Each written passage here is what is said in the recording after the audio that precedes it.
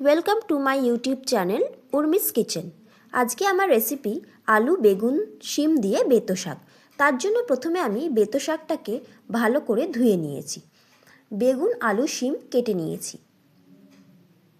কড়াইতে সর্ষের তেল দিয়ে তার মধ্যে বেগুনগুলো ডুমো ডুমো করে বড় করে কেটে নিয়েছি। দিয়ে কড়াইতে একটা একটা করে বেগুনগুলো ছেড়ে বেগুনগুলোকে ভালো করে ভেজে নিচ্ছি। ভেজে নিয়ে বেগুনগুলোকে তুলে রাখবো। তারপরে আলুগুলো দিয়ে নুন হলুদ দিয়ে আলুগুলোকেও ভালো করে ভেজে তুলে নেব। তারপরে কড়াইতে পাঁচফোড়ন ও শুকনো লঙ্কা দিয়ে শিমগুলো দিয়ে নুন ও হলুদ দিয়ে নাড়াচাড়া করে ভেজে নিয়ে বেতো শাক দিয়ে দিতে হবে। বেতো শাক দিয়ে ঢাকা দিয়ে দেব। শাকগুলো নুইয়ে গেলে ঢাকনা খুলে নেড়ে দিয়ে আবারও ঢাকা দিয়ে দেব।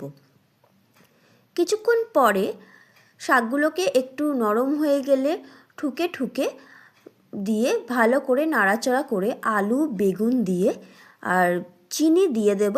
দিয়ে ভালো করে নেড়ে রসা রসা করে নামিয়ে নিতে হবে।